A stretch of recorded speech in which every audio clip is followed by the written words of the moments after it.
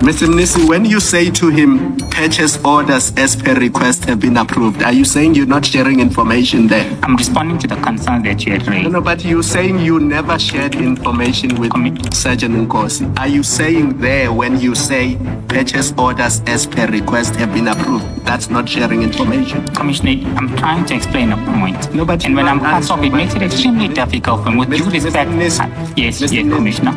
We are asking questions. Yes. And for your benefit, we would like you to answer our questions. At the Madlanga Commission, Tshwane CFO Gareth Mnisi is being questioned about his communication with Sergeant Nkosi. The issue is simple. Did he share information that he should not have?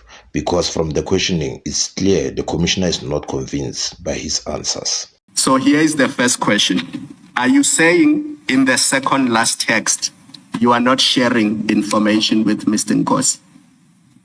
The second last text, no, there's nothing confidential about the text. It's a general message saying purchase orders have been approved.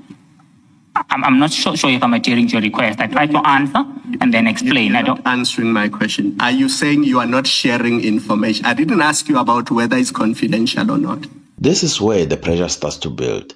He is asked the right question. Are you sharing information? But instead of answering it directly, he shifts to something else, confidentiality. The problem is that is not what was asked. Because even if something is not confidential, it can still be information. And that is exactly what the Commissioner is trying to pin down. So the exchange becomes less about the message itself and more about whether he is deliberately avoiding a clear answer. Because once you move away from the question, it raises a different concern. Why not just answer it directly? Now, I'm asking you the second question. That relates to other invoices to the value of 14 million, not the invoice we looked at on page 144.